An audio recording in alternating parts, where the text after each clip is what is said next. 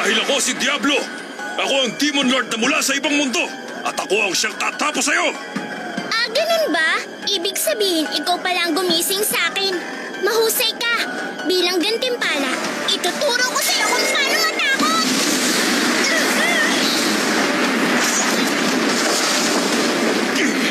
Tatapusin kita sa alam kong pinakabrutal na paraan. Kaya, humanda ka na!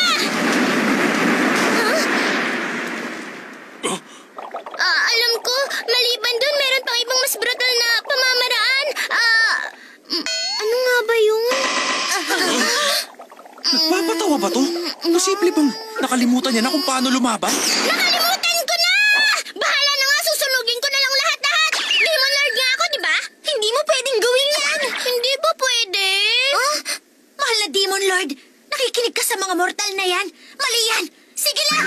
Pero di ba, hindi talaga pwede pag sinabi nilang hindi pwede?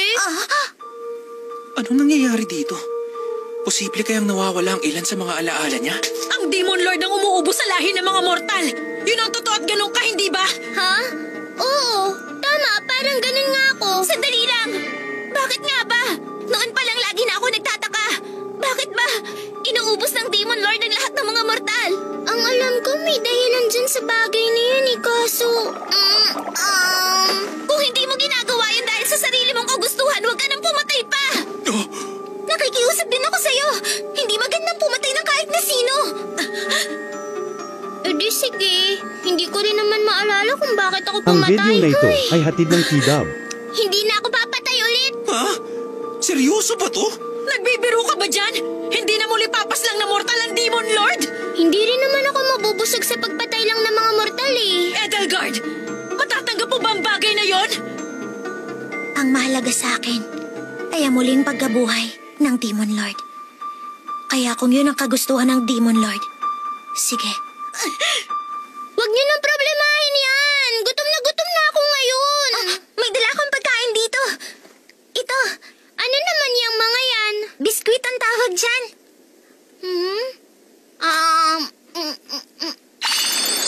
Sobrang sarap! Kainin mo na to kung gusto mo pa.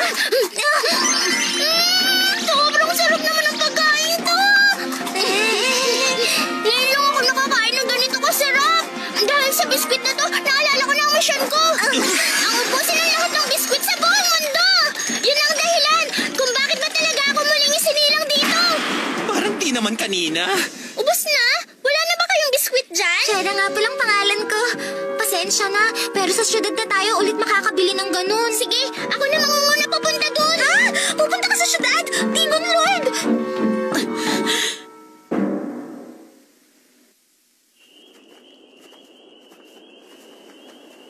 Diablo, sige na, kaya ko nang maglakad. Ibaba mo na ako. Hindi mo pa nababawi ang nawalang lakas mo. Ayoko namang bumagal tayo para lang sabayan ka sa paglakad. Ganun ba? Tanong lang, matatanggap mo ba ang bagay na to? Hindi ganun kadaling tanggapin lang to. Ako, ang nanay at lola ko, nagdusa kaming lahat sa Demon Lord na yan. At ginugol namin ang mga buhay namin na umaasang matalo siya balang araw. Pero wala namang dahilan ngayon para labanan siya kung hindi na siya papas lang ng mortal. Sana nga lang totoo talaga. Lord Diablo! Sa taas! Taas?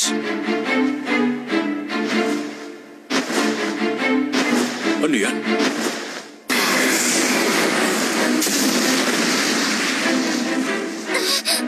Demon Lord, binabati ko kayo sa inyong muling pagkabuhay. Bakit? Sino ka naman? Ako ang nagsilbi sa mga Demon Lord ng ilang henerasyon. Yulerex ang pangalan ko. Yulerex? Nasa Cross Reverie din siya.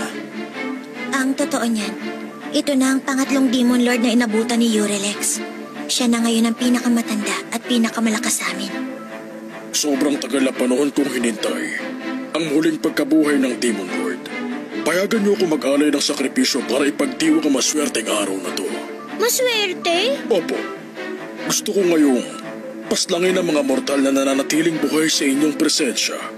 Iaalay ko ang kanilang Ang mga video na ito buhay ay para hatid sa ng inyong muling T-Dub. pagsilang. Huwag mong gagawin yan!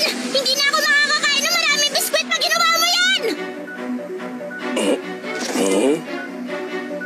Edelgard, mukhang salungat ang Demon Lord sa pagpaslang ng mga mortal. Anong ibig sabihin nito? Kahit ako nga mismo, hindi ko maunawaan.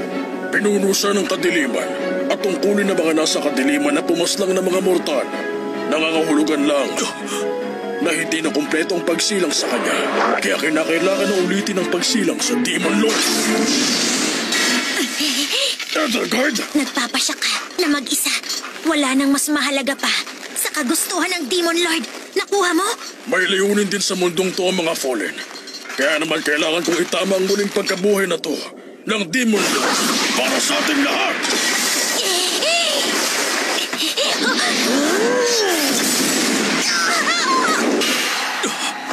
Alicia, protektahan mo silang dalawa.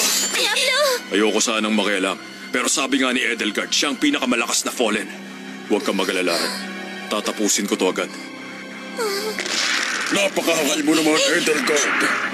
Akala mo ba matatalo ko ng mahinang Fallen na kaya mo?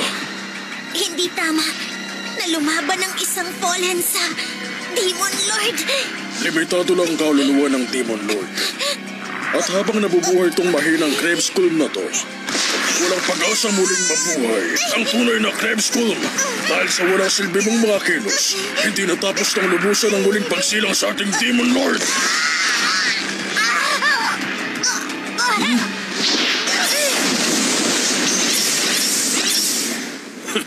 Nailagan mo yon?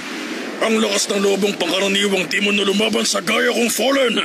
Matagal ka na nga sigurong buhay, pero mukhang may mga impormasyon ka pang hindi nalalaman. Diablo ang pangalan ko! Ikaw ang hangal na lumalaban sa tunay na Demon Lord! Ano? Biro lang. Imposible namang alam niya. Dahil player lang naman talaga ako. Flare Burst! Ayos! Kumanta ka! Super Mine! Ang bilis! Grabe! War Slash! Sige!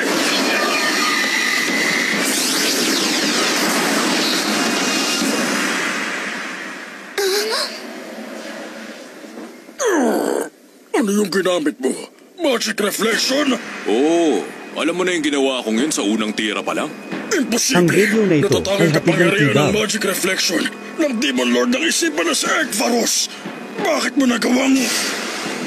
Dahil ako ang unang taong nakatalo kay Enkvaros sa larong yon. Kaya bilang reward, natanggap ko ang singsing na to. Mukhang sa 2 henerasyon niyang pagsisilbi sa mga Demon Lord, marami siyang kaalamang hindi natutunan. Hindi mo pa rin ba nauunawaan? Kahit ano pang gawin mo, wala kang pag-asang manalo laban sa akin.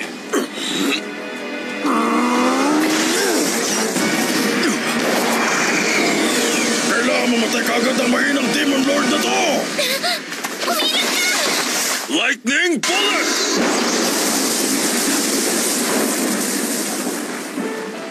Sandali. Sinubukan mong protektahan ng Demon Lord? Hindi. Yung ginawa ko, malaking bagay yung ginawa mo. Pinupuri kita. Teka, mali yan.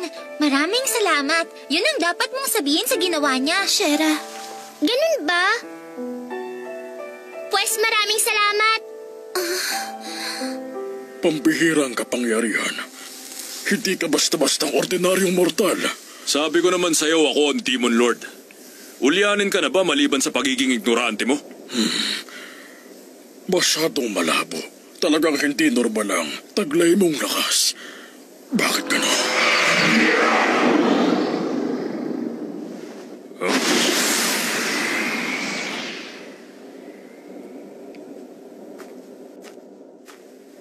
Sigurado ka ba na tamang pakawalan siya? Wala akong interes na lumaban pa. Wala akong paki sa mga tumatakas sa akin. Pwede ko naman siyang habulin. Pero kung gumamit siya ng area of effect attack na hindi magic, siguradong hindi ko mapoprotektahan lahat. Mabuti nang umiwas para mailayo sila sa panganib. Masyado tayong naantala sa pagdating niya. Bilisan na natin. Konti na lang matatanaw na natin ang tulay ng ulog. Sige!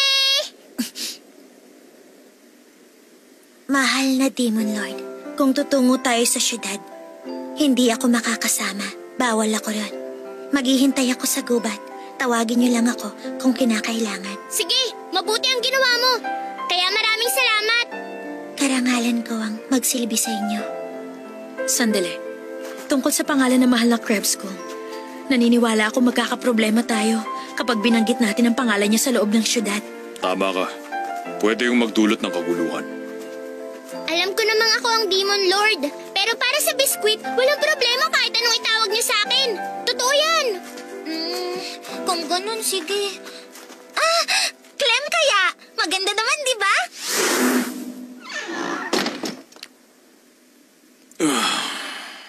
Ayos ko lang ba? Bakit? May problema ba sa kanya? Tuwing ginagamit ni Diablo ang magic niya, talagang nauubos ang lakas niya. Tama nga, narinig ko rin nanghihina raw ang mga mortal kapag Ang gumagamit ng video na magic ito power. ay hatid ng Bakit Kidab. ikaw, Clem, hindi ba? Demon Lord niyo ako, di ba? Walang hanggang magic power ang tinataglay ng katawan ko. Daya naman kasi yun eh. Anong nangyari kina Rem at Alicia? Hindi kasi pwedeng matulog ang lahat dito, kaya nandun sila sa kwarto ni Alicia. Mabuti naman. No! Shera! Ano ka ba? Wala naman si Rem dito, kaya naisip ko na tulungan kang maibalik ulit ang nawala mong lakas. Teka! Hoy! Alam niyo, kakaiba talaga kayong mga mortal. Ganyan ba talaga kayo magbigay ng magic power? Gusto mo rin bang subukan to, Clem? Siguradong lalakas ka rin ulit kapag ginawa mo to. Ano? Magkakaroon din ako ng lakas kapag ginawa ko yan? Sige nga! Ganito ba? Oo, ganyan. Kapag dinangin mo yan ng ganyan sa kanya, siguradong gaganahan na ulit siya. Tama ka nga! Kahit ako nag-e-enjoy din dito. Ano tong nangyayaring to? Masama to! Nanginginig ako! Sobrang dami ng magic power na binubuhos ni Clem sa katawan ko! May problema ba? Ayaw mo ba nito? Diablo, ano? Ginaganahan ka na ba ulit? Asar! Asar! Gusto ko silang titigan! Ibang-iba sana ang kalagayan ng buhay ko ngayon kung may lakas ng loob lang ako sa mga ganitong klaseng sitwasyon! Sobrang sarap naman ito! Parang may lalabas sa akin! Ganito, sa tuwing binubuhos niya ang kapangyarihan niya sa akin!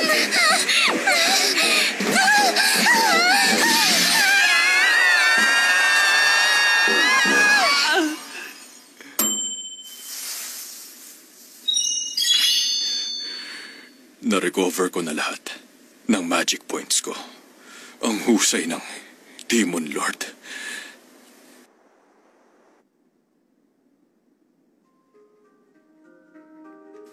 Ano ba yan? Ano yung nasa mukha mong bata ka?